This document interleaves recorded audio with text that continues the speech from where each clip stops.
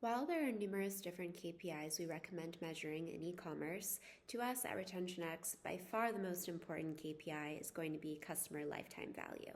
So today, I would love to walk you through a few of the top ways we could take a look at this in RetentionX. The first way we can take a look at is just taking a look at a general average customer lifetime value. Next, we could take a look at LTV based on the customer's lifetime. We also could take a look at customer cohorts. And then finally, I would love to walk you through product LTV. So first, taking a look at just a general average LTV. So in general, we have a really robust segment builder here, tons of ways you can group your customers. And once you do so, your segments will be seen down below here. So what you can do is just take a look at an average LTV of a particular group of customers that you create through the segments. So just as an example, we could take a look at customers who purchase a sweater in their first order. Once you click into the segment, you can take a look at the segment development tab here. And in general, what we're doing here is we're showing you how your different KPIs are developing for customers who belong to this particular segment.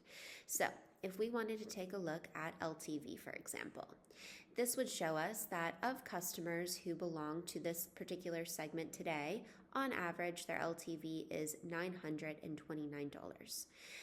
So while this is absolutely correct, it could lead to false conclusions. And the reason for this is because we aren't sure when customers in this segment were acquired. So of course, this segment could include customers who were acquired 3 years ago, but it also could include customers who were acquired yesterday. So of course, the customer who was acquired a long time ago would have a much higher, or should have a much higher LTV than someone who was just recently acquired, therefore affecting the average. So if you wanted to instead take a look at LTV based on the customer's lifetime, I would recommend taking a look at the LTV tracker report. So for this, we can come into customers and we can take a look at LTV tracker. So here we're able to understand the evolution of your customer's LTV based on their lifetime with your brand. So if we look at LTV 30 days, this would be considering any customer in your customer base was a lifetime of at least 30 days. Once they reach their 30 days of lifetime with the brand, we take their 30-day LTV and we include it into this average here. Once we toggle on LTV 90 days, same idea. So we're only considering customers who have reached a lifetime of at least 90 days. Once they reach their 90-day days of lifetime, we take their 90-day LTV, include it into this average, and so on. And the reason we do it this way is so it's a true apples-to-apples comparison, and you can really understand based on how long your customer has been a customer, on average, what are they contributing to the business. Additionally, how we can take a look at LTV is taking a look at cohorts. So it's really seeing specifically based on when someone is acquired, on average, how is their LTV developing. So for this, we can come into customers and we can take a look at the customer cohorts. So here we see, based on when the customer was acquired, looking at June 2024, for example, on average, what is their LTV after 1 month of their first purchase, after 2 months of their first purchase, and so on.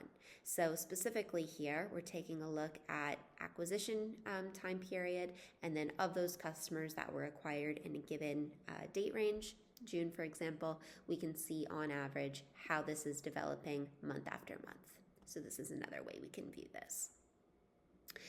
Finally, if you wanted to take a look at LTV of products that customers are purchasing. So for this, we can come into products and we can take a look at the product overview report. So in general, these are going to be all of the products that are associated with your Shopify order lines. We can see this on a product level, a variant level, a category level, or a brand level.